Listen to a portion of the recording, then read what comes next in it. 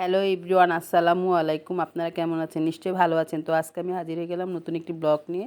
ব্লগটি হলো আমার মেজো ছেলের জন্মদিন। এই তো আমি একটা ভ্যানিলা কেকের বানানোর আয়োজন করেছি। তো আমি ভ্যানিলা কেকটি বানাচ্ছি, দেখতেই তো পাচ্ছেন। আমি ওটাকে ম্যারিনেট করে সুন্দর করে সব কিছু একত্রে দিয়ে এখন আমি এই তো ঢেলে দিচ্ছি আরেকটা পাত্রে। এটার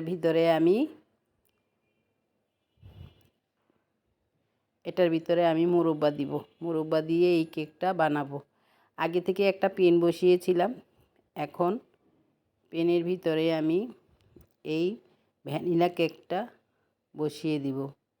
পেনের ভিতরে একটু পানি দিয়ে গরম করে নিচ্ছি, দেখতেই তো পাচ্ছেন। তো এই 2024 সনের 3 তারিখে আমার ছেলের 4 তারিখে আমার ছেলের জন্মদিন। তো 12টা 1 মিনিটে আমরা উইশ করেছি। তো এই দিনে আমার ছেলের জন্য তার বন্ধুবান্ধবী কেক নিয়ে আসছে। তো আমি কেক যেটা বানিয়েছি এটা আমি কাটতে পারিনি। ওর বন্ধুবান্ধব যে কেকটা নিয়ে আসছিল সেটাই কেক কাটা হয়েছে। এটা আমরা নিজেরা কেটে খেয়েছি, আপনাদের সাথে শেয়ার করতে পারিনি। তো আমার বাসায় আমার মেজো ছেলের জন্মদিনটা পালন করা হয়, আর ছোটো মেয়েটা। এই তো এখানে আমার ছেলের বন্ধুবান্ধব কেক নিয়ে চলে আসছে ওরা 12টা 1 মিনিটে।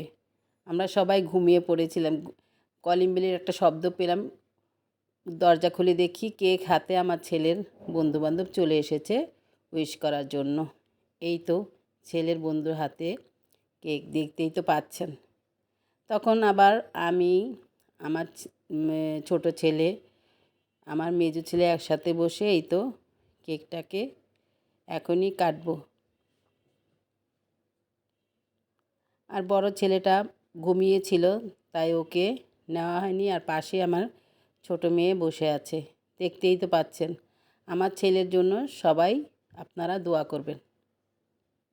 আর এই ভিডিওটা যদি আপনাদের ভালো লেগে থাকে তাহলে অবশ্যই একটা লাইক দিয়ে দেখা শুরু করবেন এবং একটা কমেন্টস করে জানাবেন যে ভিডিওটা কেমন হয়েছে, এবং একটা সাবস্ক্রাইব করে দিবেন। যারা করেছেন তাদের অনেক ধন্যবাদ, যারা করেননি তারা এক্ষুনি একটা সাবস্ক্রাইব করে দিবেন।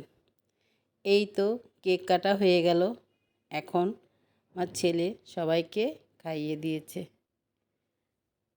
আল্লাহ হাফেজ।